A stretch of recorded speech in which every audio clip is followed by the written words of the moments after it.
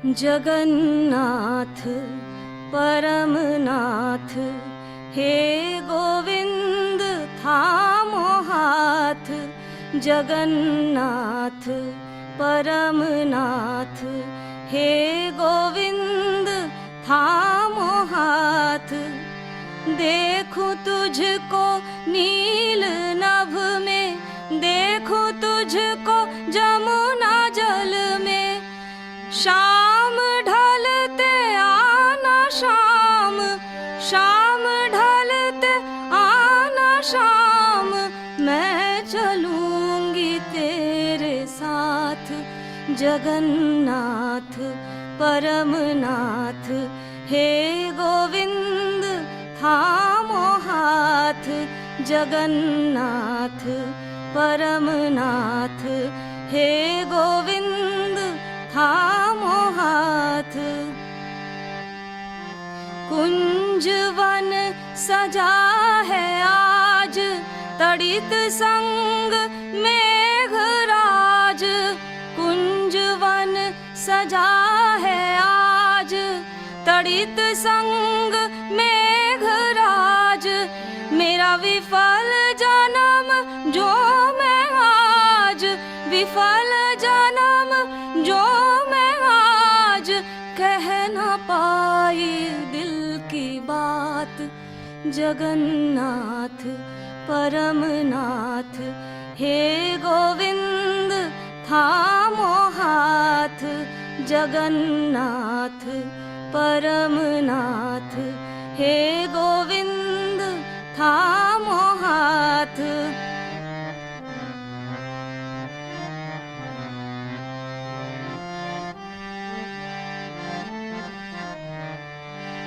कुंजन में मधुर गान, श्याम चरण सौंपूंगी प्राण। कुंजन में मधुर गान, श्याम चरण सौंपूंगी प्राण। कहेगी रजनी हो विभोर, कहेगी रजनी हो विभोर। तुम देर से आओ प्रभात, तुम देर से आओ प्रभात। जगन्नाथ परमनाथ हे गोविंद थामो हाथ।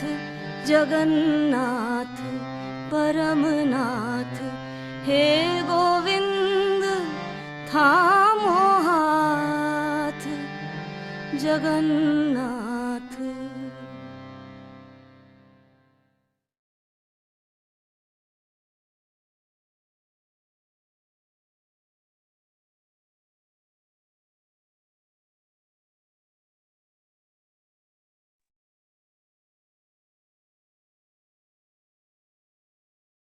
Namaste, my dear brothers and sisters. The love and blessings of the Mother and Sri Aurobindo to all of you from Sri Aurobindo Ashram, Delhi branch. This devotional song, Hey Jagannath Paramanath, in the melodious voice of Me Too, is about hand holding. It's a prayer for hand holding, the divine being addressed here through the various names, particularly the names associated with Sri Krishna. And this hand holding is of great importance on the spiritual path because it is a long, difficult, and turbulent path. And through our own efforts, we can seldom make any progress. It reminds me of something that Sri Aurobindo has said in his small, little, powerful booklet, The Mother. To walk without fear in this world full of peril and disaster, there are only two things which are required. Makes it sound very simple, only two things. And of this, we have to do only one. And what is it that we need to do? From our side, faith, sincerity, and surrender. And on the side of the divine grace. And then he says the two go together, which means without faith, sincerity, and surrender, we can't be sufficiently receptive to the divine grace, which in any case is always there. but our receptivity does matter. So, to live in this world full of peril and disaster, just two things are needed, the two which go together. On our side, faith, sincerity, and surrender, and added to that, divine grace. So, this hand holding is that divine grace.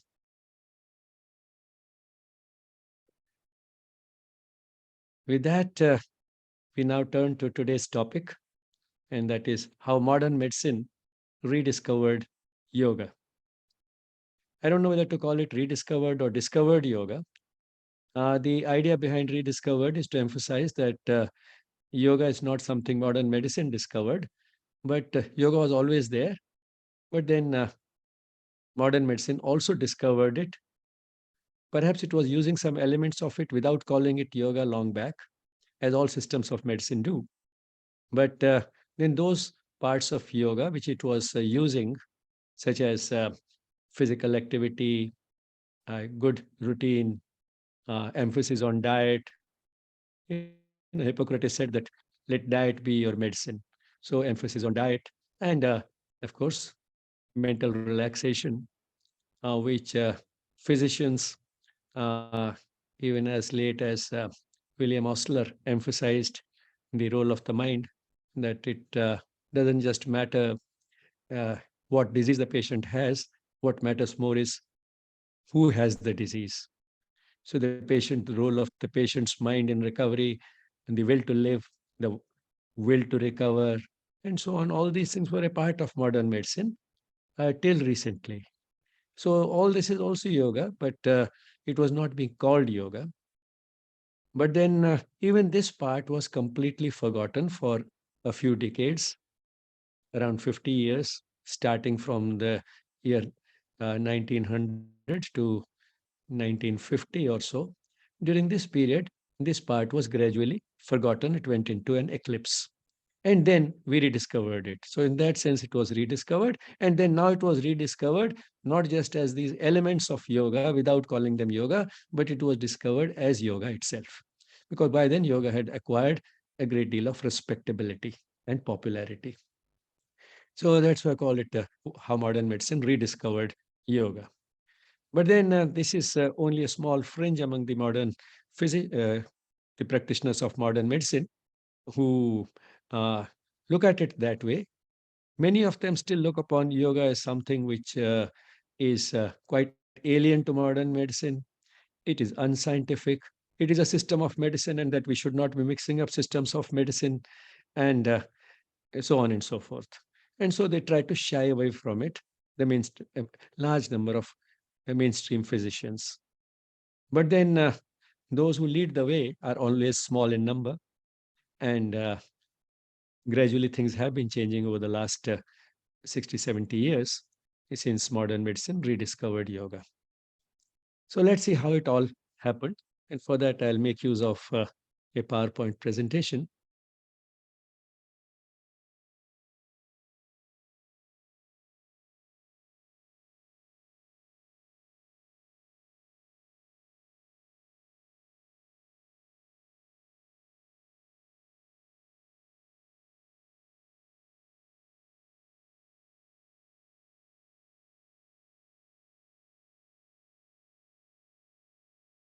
So the topic is how modern medicine rediscovered yoga. And before I go further, my humble respects to the gurus, the mother and Sri Aurobindo, through whose inspiration and guidance this project and project is being conducted. If you look at the recent history of modern medicine, we find that there were some spectacular advances during the relatively short period of around 1900 to 1950. It was in this short period, and particularly concentrated around the year 1920, that we discovered many of the germs which cause disease, and we came up with the antibiotics and vaccines which were useful in preventing and managing these infectious diseases. And it was during this period that we discovered insulin. Insulin was discovered in 1921.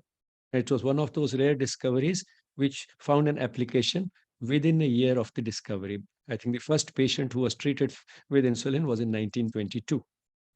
So it was during this period that insulin was discovered. It was during this period that much of the vitamins were discovered.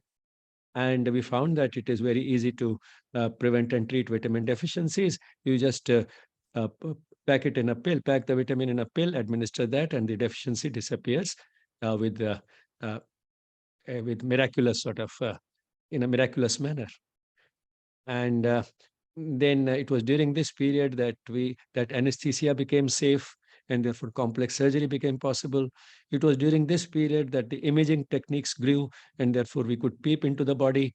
And it was during this period that much of the biochemical tests, which gave a big boost to our capacity to diagnose disease, were formulated. So the result of all this was that many of the major killers of mankind, which were particularly infectious disease and nutritional deficiencies such as pellagra and beriberi, they were wiped out from those parts of the world which could benefit from these advances. And uh, you find evidence of it in literature of that period. If you read any of the novels, classical novels like those by Charles Dickens or Jane Austen, you find that most of the characters start dying at the age of 30. Hardly anyone lives beyond 50. That was the life expectancy those days. So now these parts of the world, particularly Western Europe and North America, as a result of these advances, experienced a spectacular and steep increase in the life expectancy. So within a few decades, their life expectancy increased dramatically from about 30 or 40 years to more than 70 years. History has repeated itself in India. When we became independent in 1947, our life expectancy was just a little above 30 years. Today, it is much more than 60. We are nearing, I think, 70 years of life expectancy now. Now, all this is very good, but then man has not become immortal anywhere in the world. Man has started dying of a different set of diseases. Diseases such as heart disease, uh, stroke, cancer, uh, complications of diabetes, such as renal disease, and so on and so forth. So these have become the major killers of mankind today. These are not just a different set of diseases, they are a different kind of disease. Because these diseases are not amenable to the approach which worked so well in case of infectious diseases and nutritional deficiencies and even diabetes. Earlier, people used to die of diabetes. Now they die of complications of diabetes, but diabetes essentially has been conquered.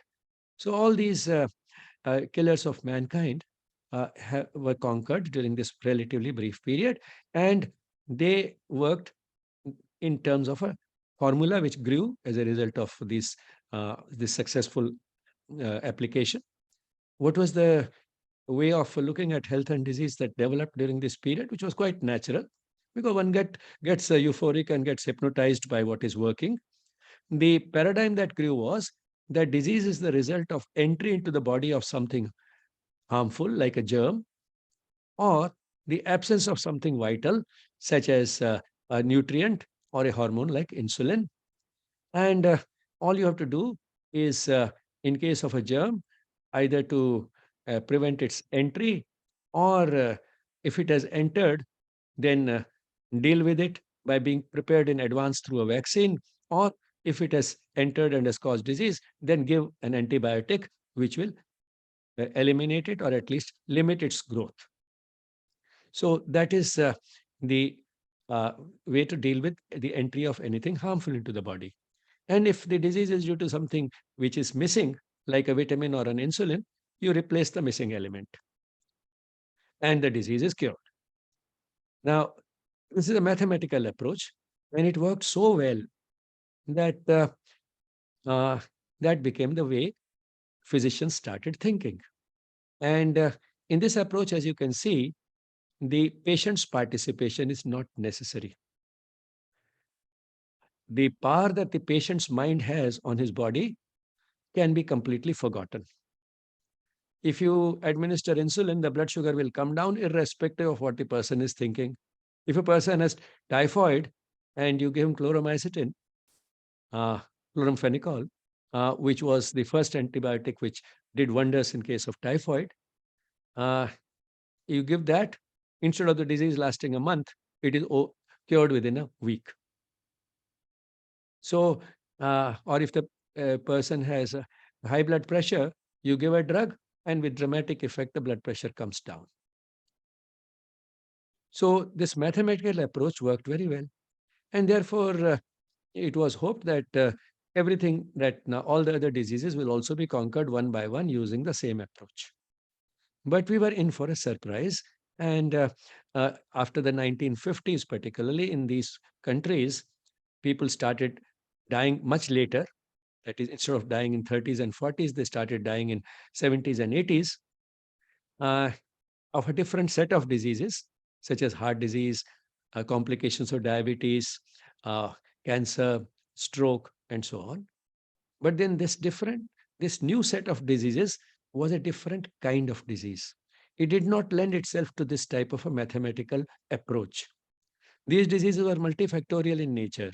So many things contributed to these diseases, and therefore it had a complex causation. These diseases had a complex causation, or what we call in medicine etiology.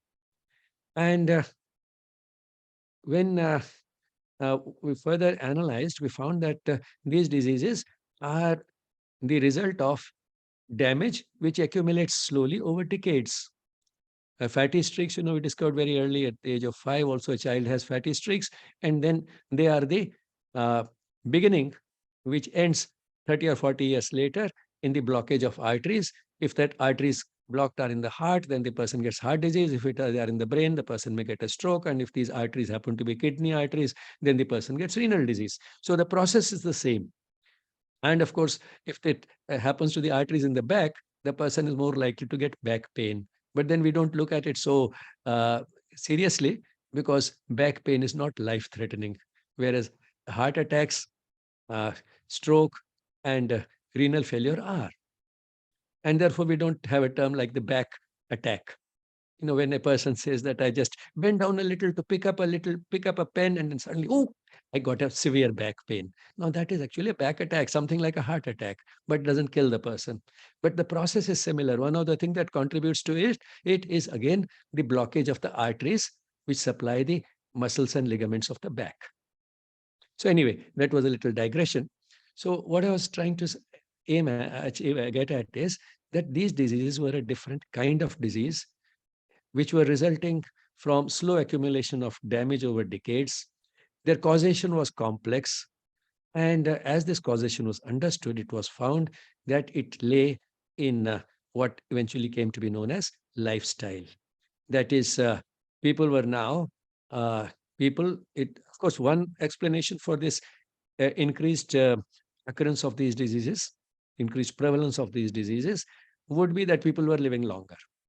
If a person does not live long enough, then the chance of getting these diseases, which occur a little later in life, does not arise. And that is part of the explanation why these diseases became more prominent, because people were dying much later. But then the increase in the prevalence of these diseases was far more than could be accounted for purely by the increase in lifespan. And then, therefore, the causation could be traced to other factors. And one of the factors, of course, was genetic. There seemed to be a tendency within the family to pass on these diseases, and that is something which, by and large, we can do nothing about. But then there were many factors which were modifiable. And what were these factors? These modifiable factors, it was found that the modifiable factors were that people were not putting in enough exercise. They were taking too much of the wrong type of food. They were smoking and drinking, and they were not sleeping enough. And accompanying all this, partly as a result of the changes which had led to this modern lifestyle, people were also uh, having perhaps more mental stress than they had in the past. So mental stress was a major accompaniment of this modern unhealthy lifestyle which had emerged during the Industrial Revolution and that followed, as we talked yesterday. So we'll not go into details of how we got there to this unhealthy lifestyle over this period, starting with the Industrial Revolution and onwards. But just sort of as a reminder, one of the things that happened was that we had a lot more gadgets available. It's normally said that uh, necessity is the mother of invention. The other way around is also true. Invention is the mother of necessity. The more the instruments that are invented, the more they seem to be necessary. When there were no computers, we were comfortable without them. Now that they are there, we find that they have become a necessity. When smartphones didn't exist, WhatsApp didn't exist, we were comfortable without them. And that was not too long back. But today, they have become a necessity. So invention is the mother of necessity. The more the things were invented, the uh, more they seem to be necessary. Some people could get them, some could not get them. Those who got them, they were under stress because of the price tags that came attached to these, the use of these inventions. And those who could not get them, they were under stress because they wanted to get them. So mental stress on the whole went up.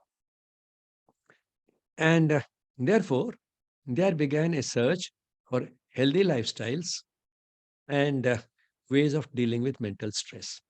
So, for modern medicine, essentially, overcoming these new pillars of mankind boiled down to looking for healthy lifestyles and overcoming mental stress, because these were the two major factors which were contributing to this new set of diseases. And both these explorations, that is the exploration for a healthy lifestyle and exploration for dealing with mental stress, both these explorations converged on the rediscovery of ancient disciplines like yoga. Because yoga combines a superb lifestyle, the finest lifestyle ever discovered by mankind, with very potent, infallible prescriptions for lasting mental peace. So it was a two in one. We were said looking for two things, we found both in the same thing, and that is how modern medicine rediscovered yoga. Now, why this is important to understand is because in modern medicine, looked at properly, yoga is not just a set of physical exercises. If it was that, then it would be just a close cousin of physiotherapy. Physiotherapy has always been there in modern medicine. This would be a close cousin of that. But that is not how yoga was rediscovered by modern medicine. Modern medicine rediscovered yoga as something which can help us improve our lifestyle and deal with mental stress in the most effective way. So, for modern medicine, yoga is still essentially a healthy lifestyle and a way of reducing stress. Now, you may say that, okay, but then all this does not need yoga. We can just sort of find out what we should eat, how much exercise we should take, and uh, stop smoking and drinking, and take enough sleep, and uh, use psychology or counselors to deal with mental stress. Where does yoga come in? Yoga comes in because we have to ask, yes, we want our body to be fit, our mind to be fit. The two go together. That's one important thing, because uh, the body and the mind go together, even if you do not believe in the mind-body relationship. When the body has pain, the person feels miserable. That is the mind. The pain may be only in one small part of the body, just the foot or the tooth, but the person as a whole is miserable. So there is a mind-body connection, and we want the body and the mind to be both fit. On the other hand, if a person is worried, his body feels limp, he doesn't feel like doing anything. A depressed person just goes into a corner and sits there without talking, without trying to do anything. So which means that the mind affects the body. So we want the body and the mind to be fit. But then why do we want it to be fit? May look like a ridiculous question. Uh, who wants to be sick? So to want a healthy body and mind doesn't require a reason. But then let's try to paraphrase the question, say what for? What is the purpose for getting a healthy body and mind? That is where yoga comes in.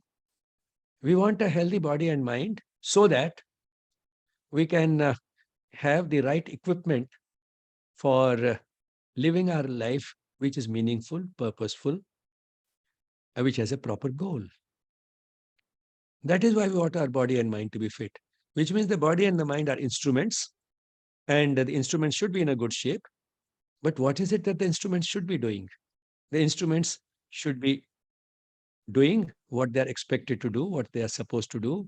And for that, we find the best guidance on how to live and why we are living that way comes in yoga, in spiritual disciplines such as yoga.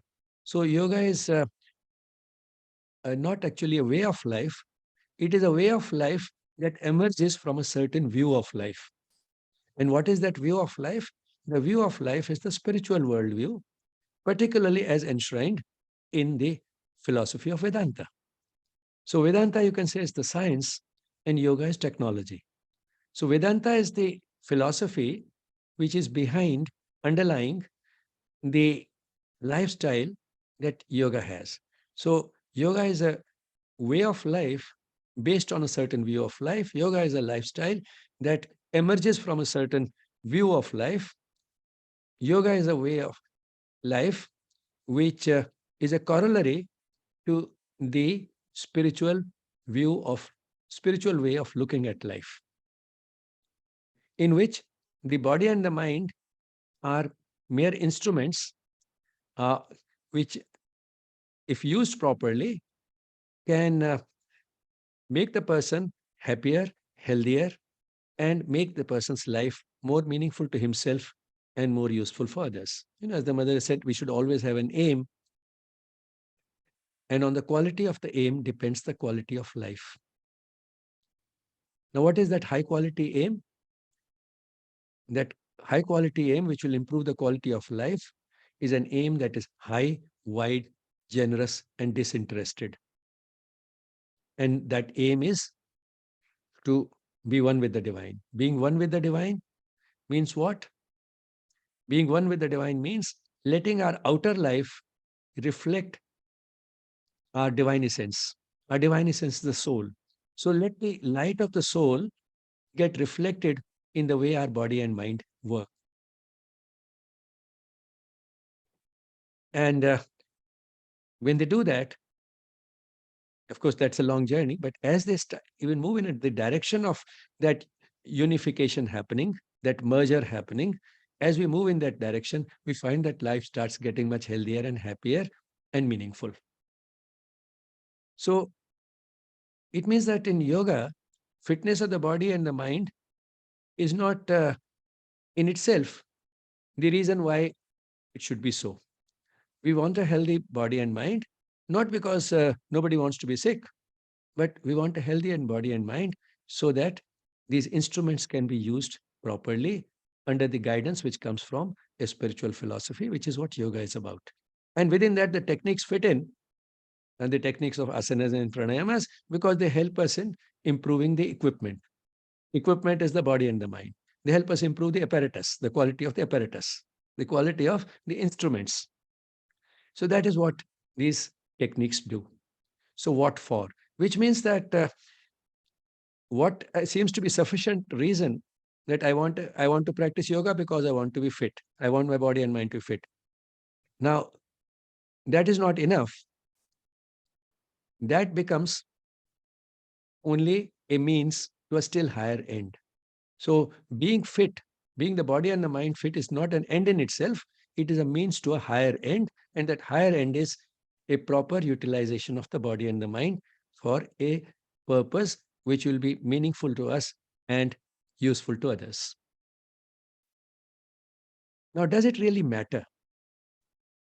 Does it really matter whether one does it for just staying fit or does it for that higher purpose as yoga looks at it? Yes, it does matter, because when we are concerned with something higher, things which are lower down stop mattering. For example, if a student is concerned with his grades in class 12, so that the student can clear entrance exams and get into a good college, then the student decides, well, for some time, I will stop watching the TV, I'll reduce my use of the smartphone, and I'll stop playing, and so on and so forth. I'll sleep less. Now, all these are pleasant things. He likes them, but then he is ready to give them up for the sake of something higher. In the same way, if the goal is something higher, then many of the small things, like good food, uh, and so on, good food and sex are the two primary sort of things which are the most difficult to eliminate. But then other small desires which normally occupy us, all these start dropping off from life. They start getting eliminated. One does not miss them. One is happy without them because one knows that all this giving up all these is contributing in some way to a higher goal. And therefore, when uh, say giving up omelets and cutlets for the sake of green vegetables, when the person does that, the person does not miss those omelets and cutlets now, because the person has done it with a purpose for a higher goal, and therefore he's happy doing it. He wants to do it. Now, we talked about this yesterday. The difference is whether a person adopts a healthy lifestyle because the person has to or wants to. Now, if the person thinks that I have to do it for the sake of uh, postponing my death, for the sake of avoiding the misery of disease, when the person does it for that purpose, then the person is under stress for missing all those pleasant things.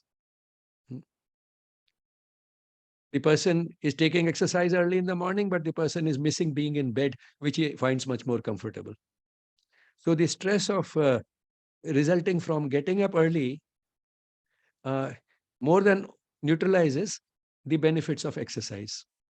But if the person is happy taking the exercise, the person wants to take exercise because he knows that it will help the person get a fit body and mind, which in turn will contribute to a higher goal. Now, all this has got fitted into a certain way of life, a certain philosophy of life, a certain goal which the person now has. So this larger goal matters. Small things have dropped off. They don't matter to him anymore. He doesn't want them anymore. They don't give him that pleasure anymore. Even if they give him that pleasure, he is willing to forego that pleasure without suffering for it. If it is available, when those things are available, he'll have them. When they're not available, he can do without them. Tena tyaktena bhunjitha. Enjoy them and renounce them. How can you do both? You can enjoy them when they are available, uh, but at the same time, when they are not available, you don't miss them because you have renounced them internally. In your mind, you have given them up. So you don't miss them. They are not the source of your happiness anymore. You are not dependent upon them for happiness. They are just a fleeting pleasure. If it is there, you can enjoy it. It's not a sin. After all, everybody will have some favorites, some healthy food, some food which is palatable. And again, there's no direct conflict between what is Shreyas and Prayas, what is good and what is also pleasant. For example, there is no real reason why the sweetness of dates or raisins is not as good as the sweetness of a chocolate. So, uh, one, it's just a way of looking at it. It's all in the mind. And when the mind has set itself a higher goal, then the person wants to do what is good for the body and the mind. He doesn't have to do it out of fear of disease and death. So that is the difference that it makes. So yoga as a lifestyle compared to just lifestyle modification for the sake of good health is different. Because when you do it as a part of yoga, then it is part of a philosophy. And that is what takes us beyond the simple reason of wanting to be healthy for the sake of being healthy to the next level, wanting to be healthy for the sake of being able to live a meaningful life. And that does matter. It matters because as a result of this change in the orientation, now the person wants to do something which is good for the body and mind. He doesn't do it because the person has to out of fear of disease and death. and the mind-body relationship being very strong, if the person wants to do it instead of having to do it, then the effect on health is much, much more pronounced. So in yoga, in modern medicine, essentially a mind-body approach, which means the powers of the mind working on the body. This, of course, is only still a partial view, a simpler view, a more commonly held view, but all the same, it is a partial view because of two reasons. One is that mind is something wishy-washy. The modern medicine is more of a brain-body approach rather than a mind-body approach. It is the hormones which affect the brain, the neurotransmitters and the neuromodulators in the brain, which alter as a result of the altered orientation of the mind, and that is what works on the body. That's the way modern medicine looks at it. So that is one way in which this is a simplistic approach. It's a more of a brain-body approach. But then whether you call it mind-body or brain-body, still it is limited because how does the mind actually alter? It alters because now it is acting more in light of the soul, the divine essence of the person. So it's a soul, mind, body approach. That is what makes it truly yoga. But anyway, we'll just leave it at that. But one has to keep these limitations of the more commonly used terminology like the mind-body approach, mind-body medicine. We have to keep the limitations of this in mind. One of the first persons to give a big boost to mind-body medicine, who can be considered perhaps a pioneer and the founder of the way modern medicine looks at the mind-body approaches such as yoga, was Norman Cousins. Norman Cousins was an educated and intelligent man who went to Russia. He was an American. He went to Russia as part of a delegation for the limitation of arms, SALT talks, strategic arms limitation talks or something. Those talks. And he was the leader of the delegation. And to cut a long story short, by the time he returned to the US, he had gone through both physical and mental stress. Physical stress of the journey plus the last leg of the journey, the flight being overcrowded and his missing sleep for almost 48 hours by the time he reached home and so on. So there was physical stress, mental stress, and perhaps because of that, he came down with ankylosing spondylitis, which is an autoimmune disease. Modern medicine didn't look at it that way because modern medicine had forgotten the mind-body relationship at that time. This happened sometime in the 1960s. By 1960s, the spectacular advances of physical medicine like antibiotics, vaccines, and insulin and all those which I talked about, they had so hypnotized the practitioners of modern medicine that the mind-body relationship had been forgotten.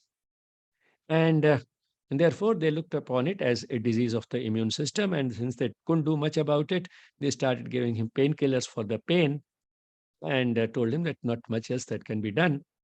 And then being an educated and intelligent man, he read up some literature and discovered that as long ago as the 1950s, Hans Selye had shown some relationship between stress and immunity.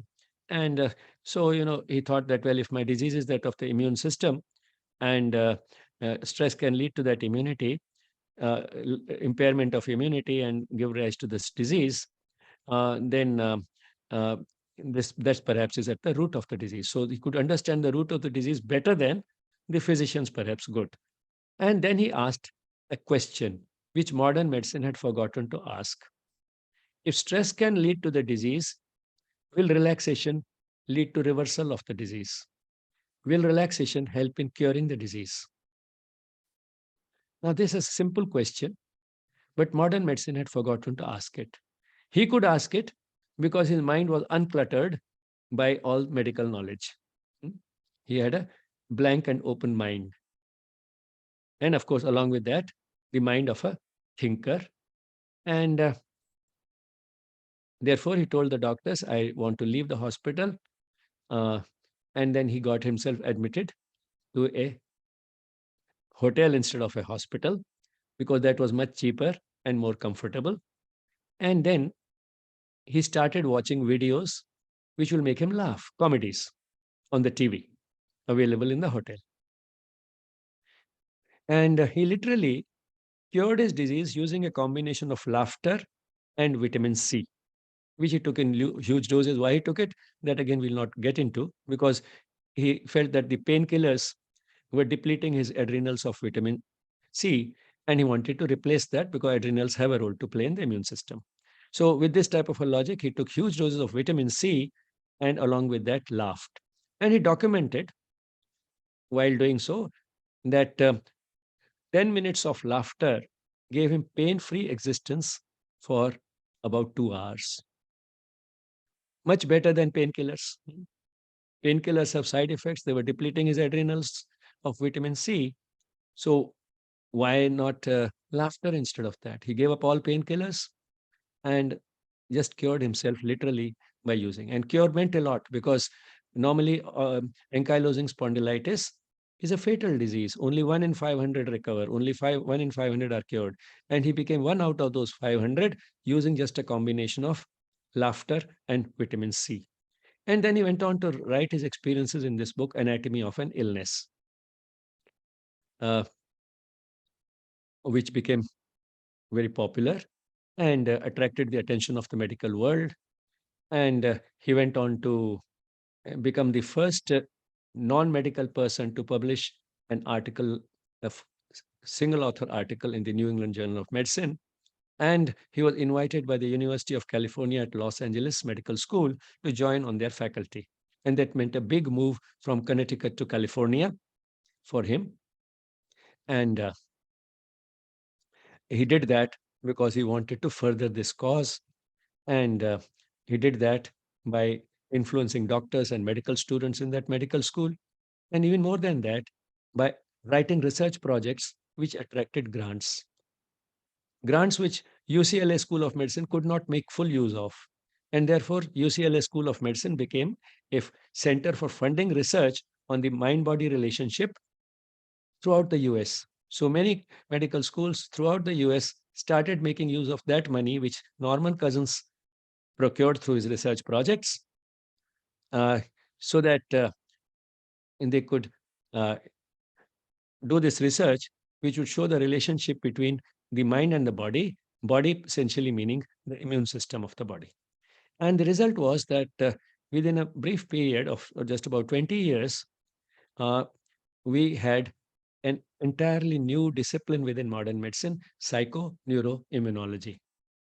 Psycho, the mind, working through the nervous system to influence the immune system. So it was shown through many experimental studies that when we are at peace, when we are happy, then the immune system is at its best. On the other hand, when we are under chronic stress, long-term stress, then the function of the immune system is impaired. So that was the science of psychoneuroimmunology, and today is considered the father of psychoneuroimmunology, Norman Cousins. So what he did was not just to show this relationship through these studies, the beginning of which was in the hospital when he showed that just 10 minutes of laughter can bring down can give him pain-free existence and can also bring down the levels of this erythrocyte sedimentation rate. ESR comes down as a result of laughing. Now, this was a further extension of that in much greater detail by medical scientists, which he stimulated and inspired. And the result was that we had this science. Now, the importance of this science was that it built a bridge between the subjective and the objective. In the 1960s, modern medicine had become very wary of accepting anything which was subjective in nature. Oh, the mind is wishy-washy. We want objective evidence. We want hard data. We want numerical data. Now, here there were studies which showed that there was a relationship between psychological causes, psychological makeup of a person, which may be subjective. It has a relationship to the immunocompetence of the person, which is objective, which can be measured through blood tests, the results of which are numerical. The data collected is numerical in nature, and you can analyze this numerical data through statistical tools and show that there's statistically significant improvement in immunocompetence as a result of being happy. So being happy is subjective, but there is uh, statistically proven, statistically supported improvement in the immunocompetence of the person as a result of the being happy. So psychoneuroimmunology became the bridge between the subjective and the objective. This was a big advance. So that's how he could put mind-body medicine on a scientific footing. Mind-body medicine is not something new. Even a layperson knows that when he's under stress, he's more likely to get an attack of common cold. When the child is under stress, that's the time he's more likely to get so-called examination fever. So all this was known, but it was more through hearsay and common sense. He put it on a scientific footing, the mind-body relationship, and that mattered because by 1960s and to a large extent even today, modern medicine is much more open to something which is objective, something which is concrete, which can be analyzed and which is supported by statistical analysis. So he created that bridge between the subjective and the objective and put the mind-body relationship on a scientific footing. So what mind-body medicine is essentially about is the power of the patient's mind, which can be used for healing the patient's body. So if the patient has a, a positive attitude so that he has less of stress, and further, he has faith in the healing mechanisms of the body, self-healing mechanisms of the body. He has faith in the doctor who is treating him. He has faith in the system of medicine which he is using. Now, all these things contribute to the power of the patient's mind, which can be used for healing the patient's body. But then the mind needs an anchor because mind has two aspects, feeling and thinking. The feelings are volatile and the intellect is vacillating. So the volatile emotions and the vacillating intellect need an anchor to stabilize, and that anchor is the soul. If you look at this commonly recited mantra, Om Sarve Bhavantu Sukhinah, Sarve Santu Niramaya, Sarve Bhadrani Pashyantu, Ma Kaschit Dukkha Bhag Bhavet. Om Shanti Shanti Shanti. Now, if you look at this, you find that the third line stands out as something not really in tune with the other three. Why put it there? What is the first line? Sarve bhavantu sukhina. Let everybody be comfortable and happy. Sarve santu niramaya. Let everybody be free from disease. Then ma kaschit dukha bhag bhavet. Let nobody have even the slightest trace of sorrow. Now, being happy, not having a disease, not having any sorrow, they go together. But what is this third line? Sarve bhadrani pashyantu. Pashya, to see. So, see Bhadra, that is the auspicious, the most auspicious. Now, what is the most auspicious? The divine. So, let everybody see the most divine, most auspicious. Let everybody see the divine, the most auspicious. Now, what does seeing mean? Seeing means be aware of the presence, being aware of the presence of the divine. Now, why put that with being happy, being free of disease, and being free of sorrow? Where does the seeing the divine, being aware of the divine come in? That, in fact, is the key line. Because if the person is in tune with the divine, and the divine resides within in the form of the soul, if the person uses that soul as an anchor for guiding his mind and body, particularly the mind, particularly the emotional part of the mind, if the person uses that awareness of the divine to channelize the powers of the mind properly, to channelize the powers of the emotional part of the being and the intellect properly, then he will be happy. He'll be happy irrespective of how many physical amenities he has been able to collect. He'll be free of disease, irrespective of how many doctors he has visited, and he will not have the slightest bit of sorrow, irrespective of what external circumstances the person has. The person will have a key to mental peace, lasting mental peace, which is completely independent of external circumstances. So, the happiness, being free of disease, and being at peace are the result of what has been said in the third line, that is, if he is aware of the divine, acting in light of the divine within, which is the soul. So, the mind body relationship is only a superficial way of looking at it. It is neither mind body nor brain body. It is soul, mind, body medicine, which is actually at work. And what the further ramifications of this are, we'll see in one of the subsequent sessions when we go to consciousness based medicine. But for the moment, suffice it to say that the mind is turbulent by nature, and therefore it needs an anchor, and that anchor is the soul. And if the person uses that properly as the anchor, then his happiness, being free of disease and being at peace, are automatically ensured. This is how the pioneers looked at modern medicine, looked at yoga, the pioneers in modern medicine, not as a set of physical practices. Huh? I have to keep repeating it because that is how people think of it. Yoga. Okay. For diabetes, yoga. Tell me those half a dozen practices which will cure my diabetes. Now, that is not how modern medicine looks at yoga. Herbert Benson, who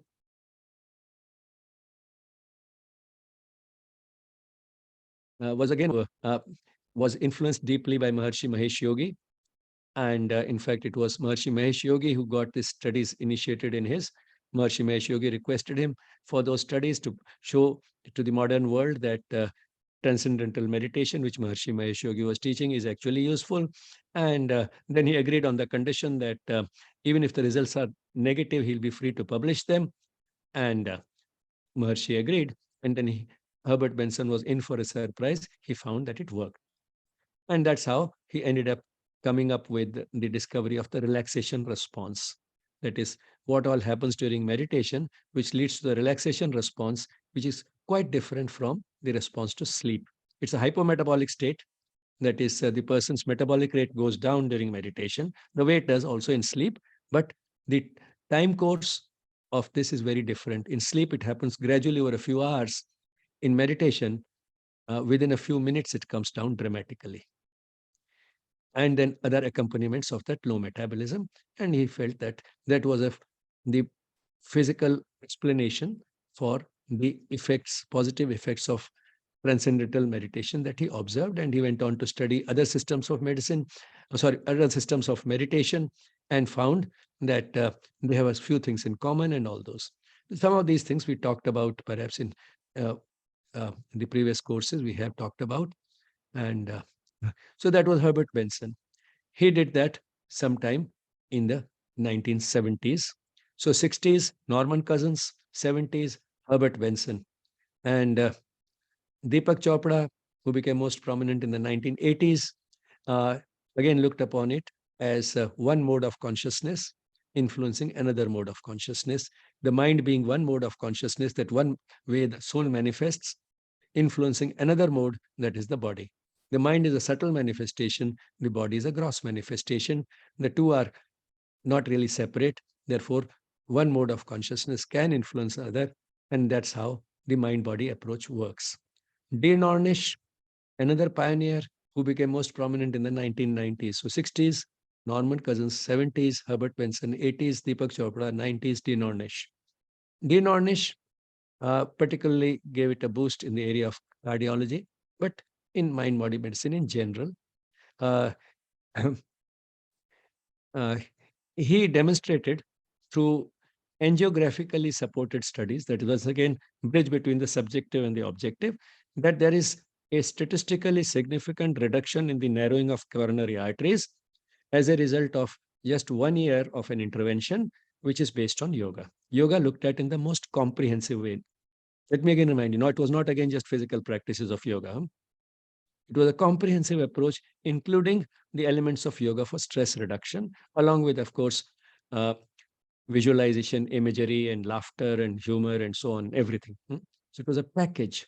It was a package on the basis of which he came up with a 5-day program and demonstrated that this 5-day program, after a 1-year follow-up, leads to a statistically significant reduction in the narrowing of the coronary arteries, which was a paradigm shift.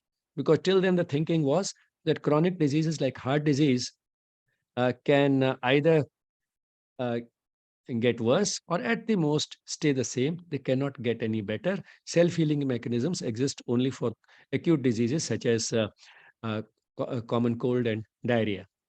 But he demonstrated that there are self-healing mechanisms which can make even a chronic disease get better at the very roots.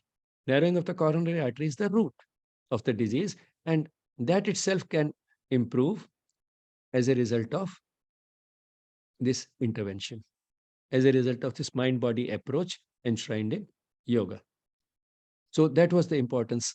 So this was a paradigm shift in the way modern medical people would think. Just as Norman Cousins' way of, again, shook sort of the way we thought, and by bridging the mind with a very physically measurable function like the immunocompetence. He again linked the mind with, again, a physically demonstrable thing like the percentage blockage in the coronary arteries. That percentage reduction in the narrowing was numerical data which could be analyzed statistically. So once again, that same bridge between the subjective and the objective. So that's how he again can be considered one of the pioneers in mind-body medicine and introduction of yoga. Because all three of them introduced yoga into modern medicine, not any other mind-body approach. And they were all highly qualified physicians who had done their medicine in some of the best medical schools in the world. Herbert Benson was at Harvard, Dean Ornish qualified from the Baylor School of Medicine, and Deepak Chopra is a product of the All India Institute of Medical Sciences, New Delhi. He was 1 year senior to me. He was 1 year my senior, Deepak Chopra. So they've all done their medicine from some of the best medical schools in the world. And yet they found, through some circumstances, through some reflection, thinking, and so on, but whatever you may say, in the larger design, you may say that it was the divine design and modern medicine was destined to move that way. But whichever way it happened, in spite of going through a system of medicine which did not want to look at yoga, they ended up using yoga in a big way, not only in a big way, but in a very comprehensive way, the way yoga should be looked at, not just as a set of physical practices. They did not look at it that way. So when we say that now modern medicine accepts yoga, let's again rethink. Modern medicine accepts yoga, but how?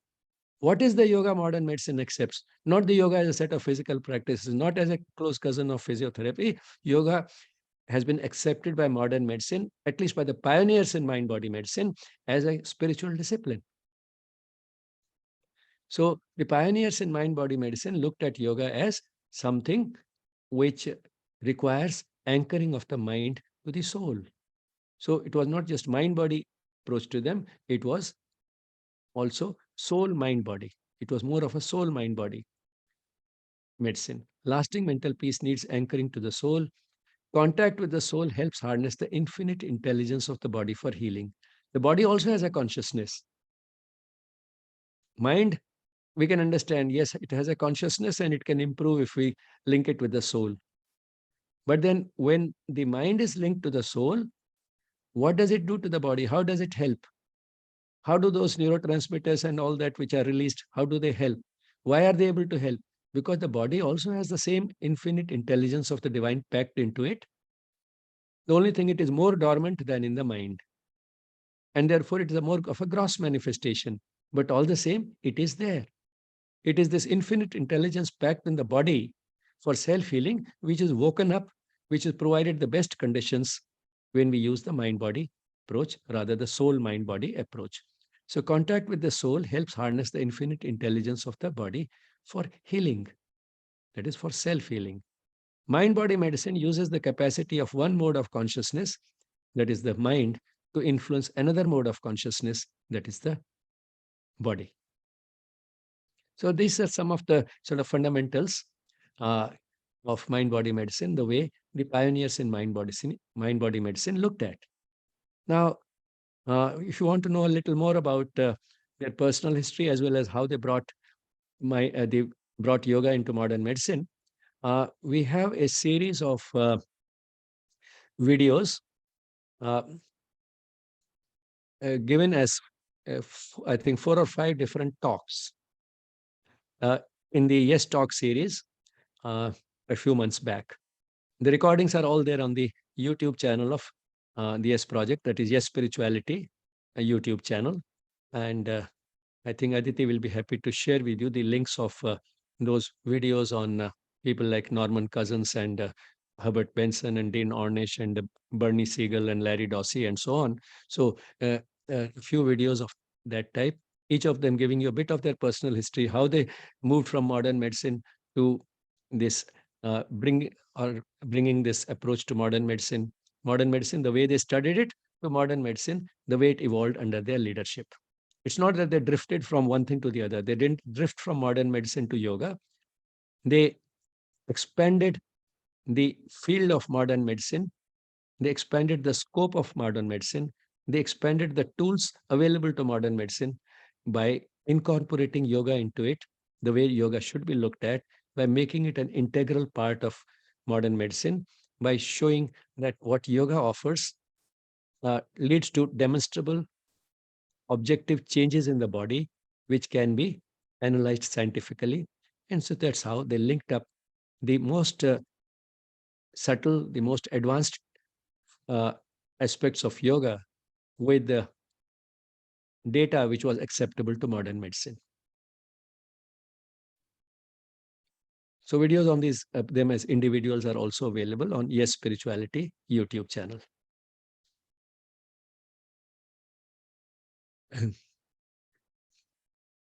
So now you can understand the significance of this little quote from the mother. Establish a greater peace and quietness in your body that will give you the strength to resist attacks of illness. So the real doctor is within you, but needs peace to do her best. You know, in the older days, very often, outside the doctor's chamber was a nameplate.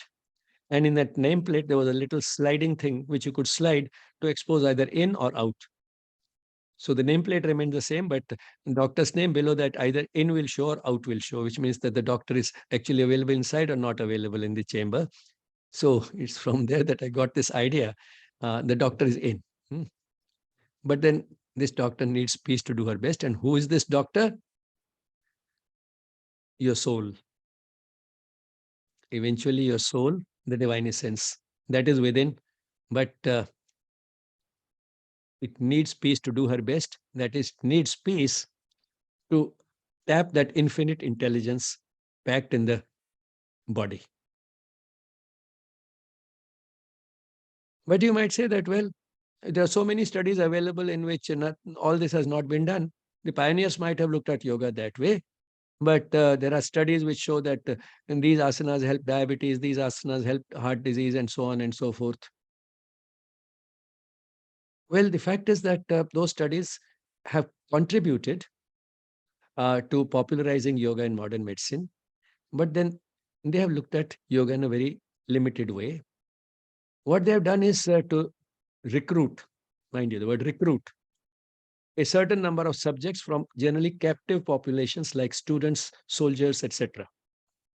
Recruit a certain number of subjects and show in them that certain physical practices of like asanas or maybe meditation or asanas plus meditation, but a very limited, well-defined number of techniques which are highly standardized so that everybody is doing exactly the same thing. Standardized way of doing yoga so that you can be more scientific. Everybody followed the same protocol.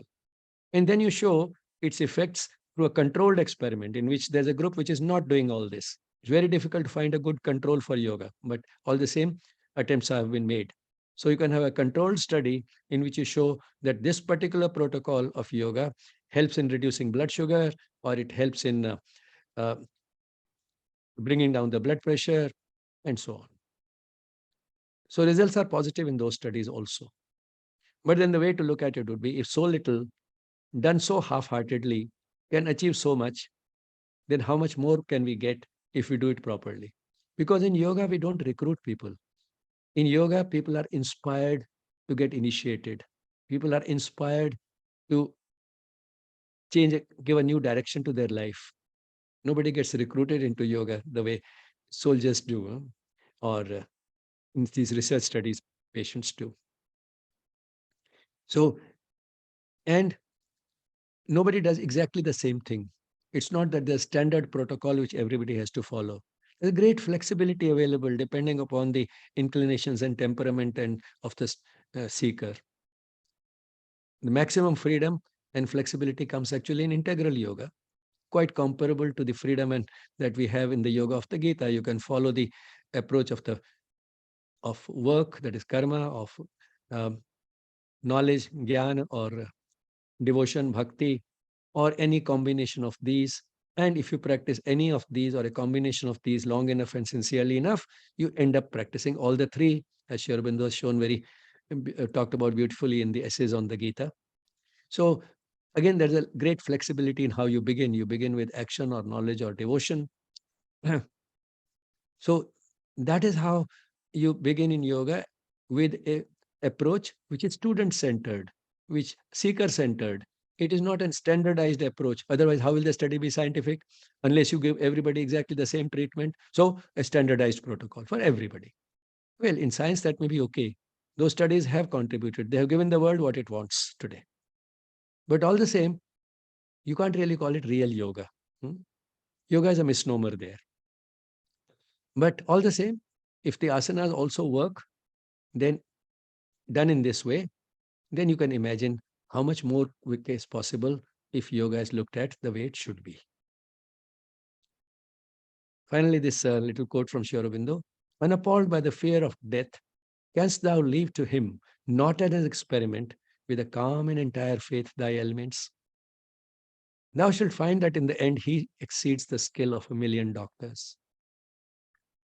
Who is that he? Dr. Divine, MD,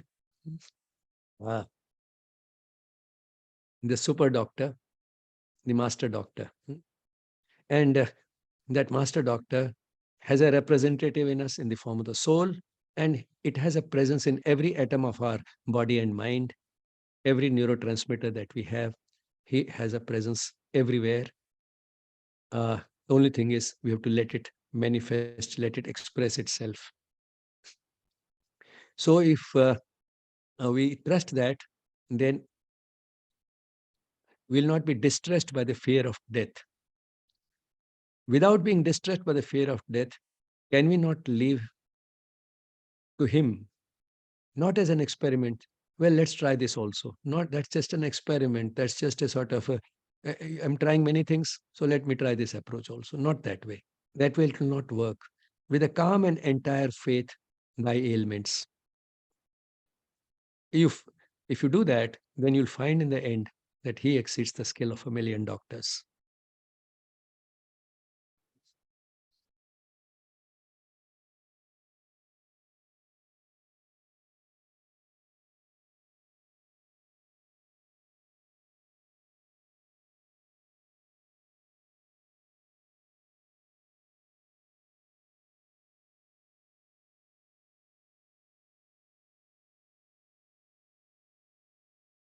As they say, the smaller the agenda, the longer is the meeting.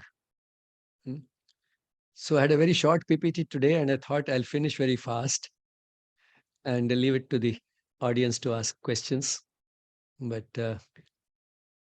as in case of meetings, it seems the shorter the PPT, the longer the session goes. Because then you feel, oh, the PPT is not very long. I can take enough time on every slide. Anyway, still we do have some time for questions, about 15 minutes.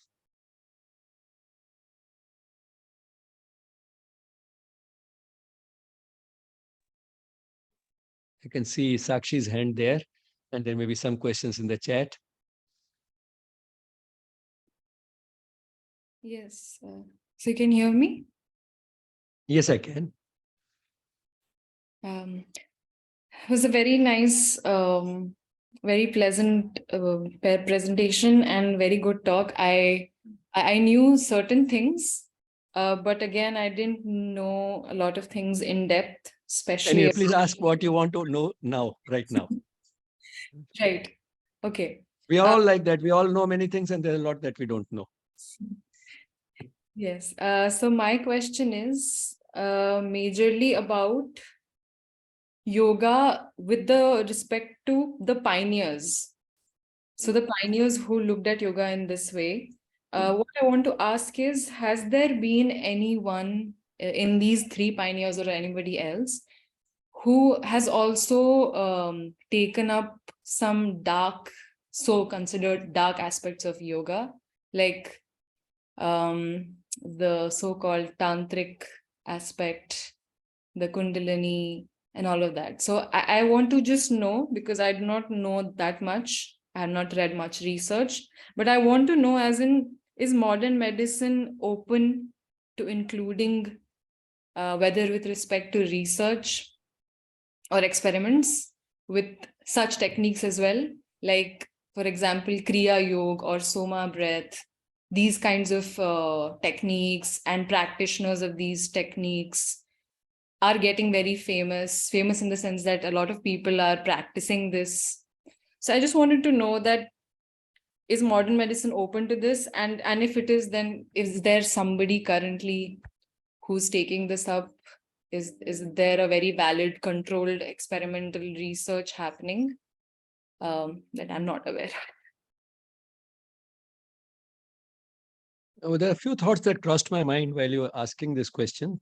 One is that things like Kundalini Yoga or Kriya Yoga, they don't belong to the area of those dark or obscure areas of yoga. They are schools of yoga, and Sri Aurobindo's integral yoga has enough width and breadth to accommodate all these approaches. Sri Aurobindo has gone not only into whatever these yogas go into, but also he has talked about the center, the Kundalini, he has talked about all those things, and he has talked also about Tantra Yoga, and incorporated it, in fact, in his integral yoga. Now, you were talking not about what Sri Aurobindo has done, but about what modern medicine has done. Has anybody talked? Yes, there are practitioners of medicine who have looked at these researchers in yoga, who have looked at other schools. For example, Dr. Satbir Khalsa at Harvard, he is a practitioner of Kundalini Yoga, as taught by Yogi Bhajan. So there are people like that. It's not that other schools have not been looked at. But what you have to see is that, irrespective of which school they were looking at yoga as a whole, yoga as a spiritual discipline, not yoga as a set of physical practices, the way it is looked at. Secondly, when you talk about black magic and so on, now there, again, the way one has to look at it, I did not go into that not only the patient's mind can influence the patient's body, somebody else can also influence the patient's body, which means that the healer's intentions can influence the patient's body. A prayer by a well-wisher can also affect the patient's body. That's what we'll talk about in consciousness-based medicine. Now, for understandable reasons, we talk about only the positive aspects of this possibility, and not only a possibility, we try and demonstrate, also show that there is evidence which is showing that this can actually happen. All that we'll talk about in consciousness-based medicine. But we don't talk about the negative part. Starting with the person himself, if the person does not think that he will recover, instead of having a will to live, the person has a wish to die. That influences the person. But in the same way, another person's mind can also influence the patient's body. Instead of being a well-wisher, if there is somebody who is an ill-wisher, if there's a term like that, and he sends those type of vibrations, that can also influence the patient's body, which means that what we call in our local parlance, nazar lag jana. Kisi aur ne nazar laga di hogi, which means somebody must have wished him ill. And that's how it happened. Now, that is also possible. Now, if that is possible by a lay person who knows nothing, it could happen perhaps more by who understands these occult phenomena better. And these people who practice this occult knowledge in this fashion do exist, and it is possible. The fact that hope can help us recover, absence of hope can also help the person go down. And there are terms for in medicine now for that. Placebo is, the mind working positively to help the patient's recovery. The patient thinks I'll get better, therefore he gets better. Nocebo is just the opposite. The person thinks I will not get well, and therefore he does not get well. So these relationships work both ways, but for understandable reasons, we talk only about the positive part. The patient thinking positively, his well-wishers thinking positively, the practitioner of yoga sending and healer sending positive vibrations and love to the patient. We talk about that. We don't talk about the negative part, which also can work. Okay. There's a question in the chat box. Are omelets really unhealthy? Most nutritionists suggest eggs, especially for growing children, athletes, etc.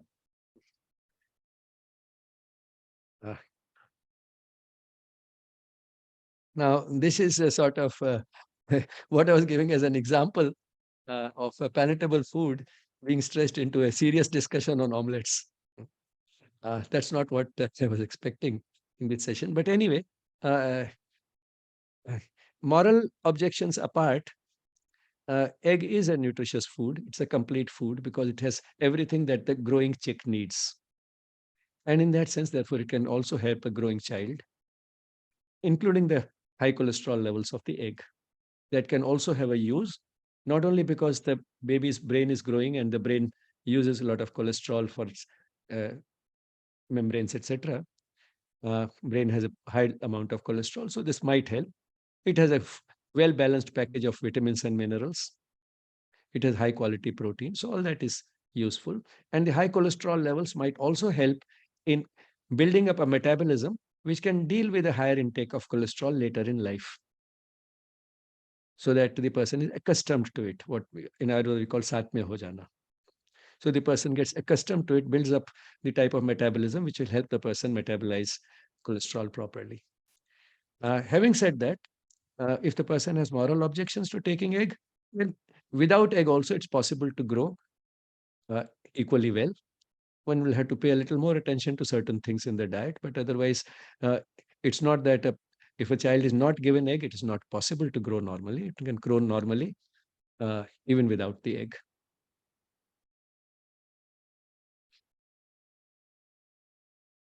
Okay. Any other questions? Not in the chat box. If somebody would like to unmute and ask, they can please go ahead and ask.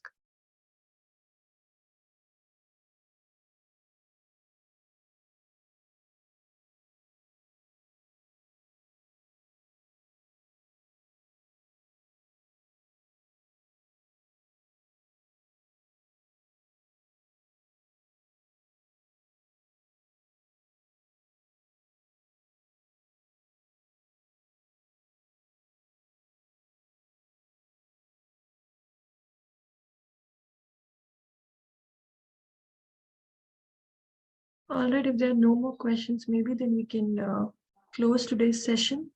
And also, just before closing, I wanted to read out the quote for today because you were talking so much about the faith in the inner doctor. And I just looked at the quote from the calendar today, and it says, "It is in proportion to our trust in the divine that the divine grace can act for us and help." So it was very in line with what you were sharing today. So thank you once again, everybody, for joining. And we end with a moment of silence and meet on Monday for the next class. Thank you.